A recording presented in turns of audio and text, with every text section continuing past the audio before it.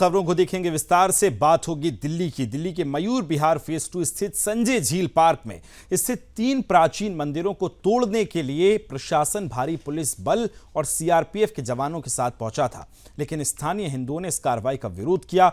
ये मंदिर तकरीबन 40 साल पुराने हैं और स्थानीय श्रद्धालुओं की गहरी इनमें आस्था है। मंदिर को तोड़ने की खबर मिलते ही प्रशासन ने 700 से अधिक पुलिसकर्मियों और सीआरपीएफ जवानों को तैनात कर दिया। पूरे क्षेत्र में पुलिस ने घेरा लगा लिया। इसके बाद इलाके में तनावपूर्ण माहौल बन गया।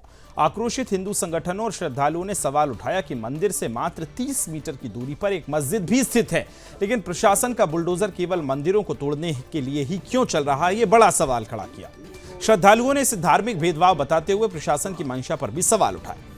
प्रशासन की तरफ से मंदिर पर चल रही कार्रवाई की सूचना मिलते ही स्थानीय विधायक रविंद्र नेगी यानी रवि नेगी तत्काल मंदिर परिसर में पहुंचे और श्रद्धालुओं के साथ खड़े नजर आए।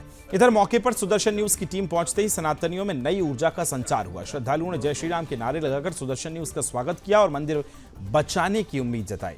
सनातन धर्म के रक्षक पूरी रात सुदर्शन के साथ मंदिर परिसर में डटे रहे। सुदर्शन न्यूज के प्रधान संपादक धर्म योद्धा डॉक्टर सुरेश चौहान के जी ने मामले को लेकर एक्स पर पोस्ट किया, जिसके बाद दिल्ली की सीएम रेखा गुप्ता ने मामले पर संज्ञान लिया और डीडीए के अधिकारियों को मौके से वापस बुलाया।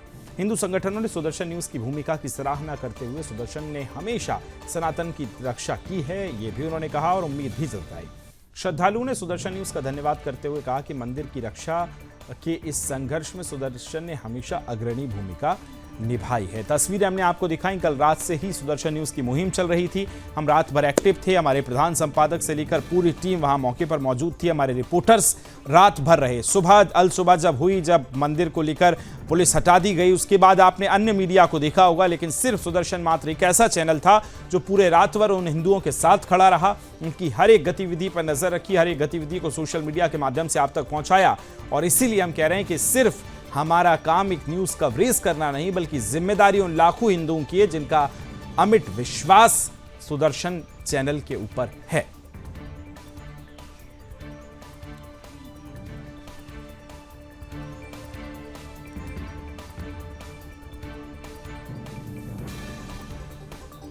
चलिए सीधे चलेंगे आपको लिए कर हमारे संवाददाता सृजन शुक्ला के पास, जो कल देर रात तकरीबन 12 बजे के बाद से पूरी रात वहां रुके, एक एक गतिविधि पर नजर रखी और आज जब सुबह पुलिस पहुंची और उसके बाद क्या क्या उनको नजर आया वो सब जानेंगे। हमारे साथ आचार्य महादेव बाबा हिंदू धर्मगुरु जुड़ गए, विरल मलिक साहब जुड़ गए, प्रवक्ता भारतीय जनता पार्टी से। सभी का बहुत बहुत स्वागत।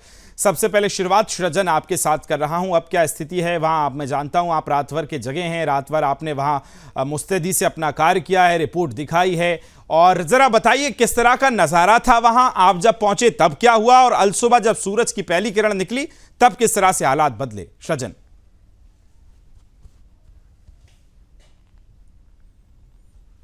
वहां पर पहुंचे तो बहुत ही तनावपूर्ण माहौल था और हर सनातनी, हर हिंदू एक आस लगाए बैठा था और उनका आस सिर्फ था तो सिर्फ सुदर्शन, क्योंकि वो सुदर्शन उनको पता है कि अगर कोई भी अगर हिंदुओं की आवाज उठा सकता है, एक सनातनी की आवाज उठा सकता है, तो सुदर्शन न्यूज उठा सकता है।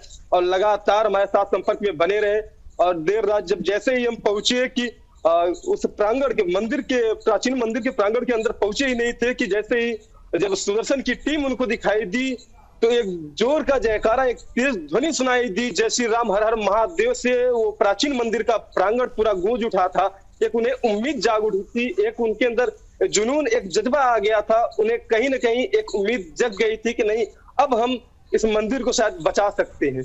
उसके बाद जब हम उनसे वहां पर जब उनसे बातचीत किए तो बातचीत में लोगों की आंखों से आंसू भी निकल रहे थे। लोगों का कहना था कि जिस मंदिर में हम सालों से, वर्षों से हमारे पूर्वज पूजा पाठ करते चले आए, आज उस मंदिर में ऐसा दिन आ गया है कि हमें ना तो बताया गया, ना तो कुछ भी मुझे जानकारी हुई, ना तो किसी को जानकारी हुई। रात में अचानक से कुछ पुलिसकर्मी आते हैं और नोटिस चस्पा करके जो तीनों मंदिरों पर नोटिस लगा करके चले जाते हैं। सुबह 4 बजे का टाइमिंग देते हैं, सुबह 4 बजे तीनों मंदिर तोड़ दिए जाएंगे। बिल्कुल यही हमारे संवाददाताओं की, हमारे रिपोर्टर्स की शक्ति है कि ना सिर्फ वो दिन में बल्कि 24 घंटे मुस्तैद हैं हिंदुत्व के काम के लिए। जैसे ही उनको खबर मिली रात में, कल हमारी तमाम टीमें पहुंची, सृजन खुद वहां रात 12 बजे के बाद से मौजूद थे। सबसे पहले महादेव बाबा आपके पास आ रहा हूं, क्या प्रतिक्रिया रहेगी आपकी? दिल्ली में मंदिर टूटते टूटते बचा लिया है, लेकिन यह स्थिति, नौबत क्यों आई? मैं समय के पूर्ण गुरु बाबा आशुतोषाम्बर जी महाराज जी को प्रणाम करते हुए सभी को जय श्री राम कहते हुए, बात दरअसल एक बात यह है कि एक मानसिकता, एक नैरेटिव सेट किया गया है कि हिंदुओं को कुछ भी कह दो, उनके आराध्य को कुछ कह दो और उनके साथ कितना भी अत्याचार कर दो वो सब सहेंगे, क्योंकि सहने के लिए ही वो बने हैं। ऐसी मानसिकता हो गई है। अब देखें कुंभ के अंदर, जब कुंभ हुआ तब भी यही स्थिति रही।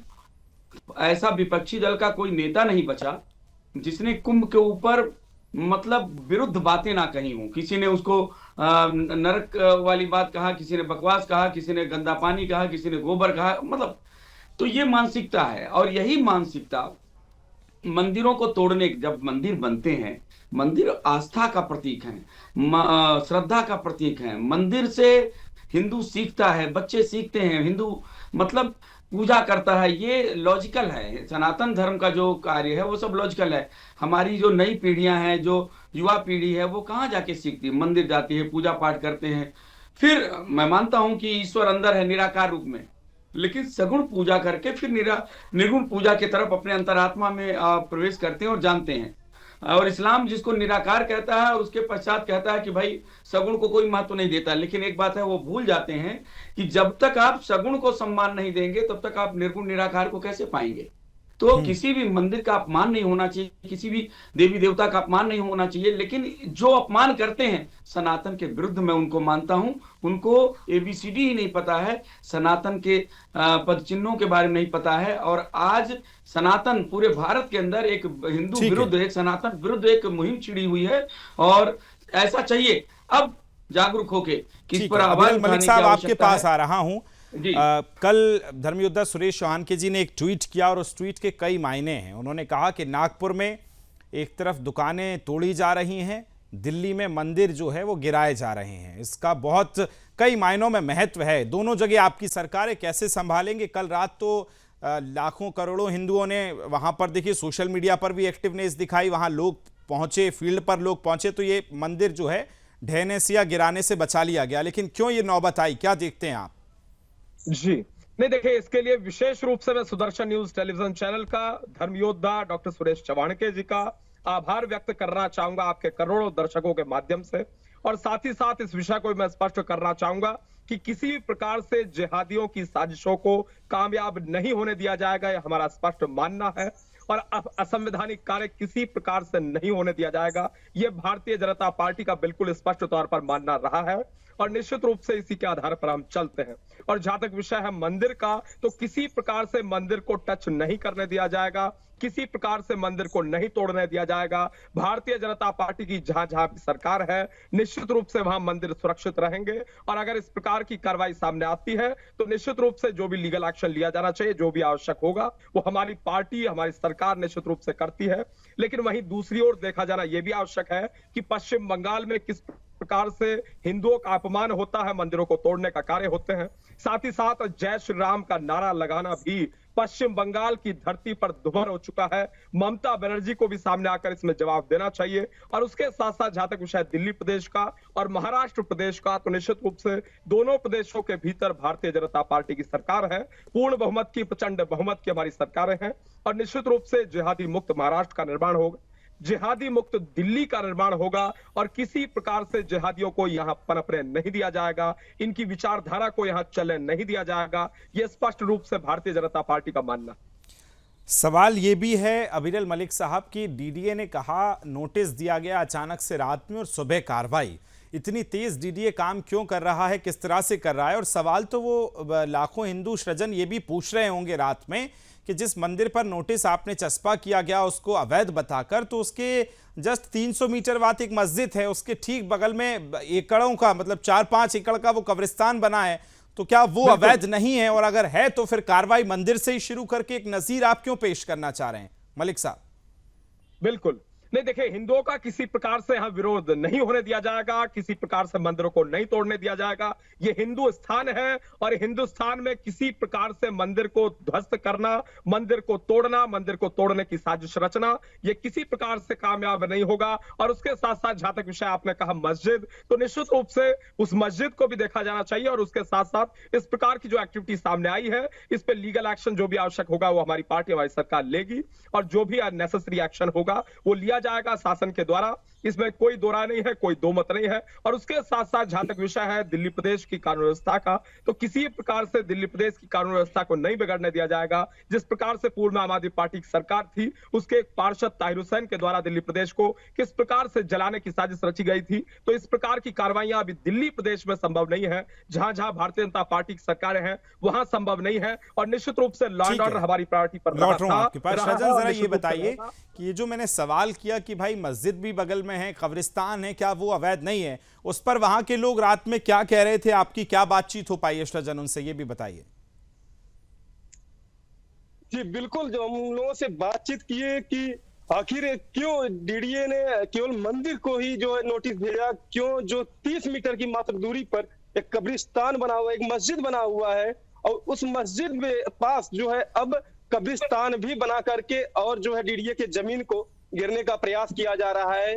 आए दिन जो है जितने भी वहां पर मुसलमान जो है मरते हैं उनको दफनाया जाता है और उसके बाद जो शुक्रवार को जो उनका नमाज होता है उस दिन मानो ऐसा भीड़ उतरता है रोड पर कि वो हिंदुओं का इलाका है लेकिन वहां पर हिंदू सहम जाते हैं, डरते हैं उस दिन बाहर निकलने में।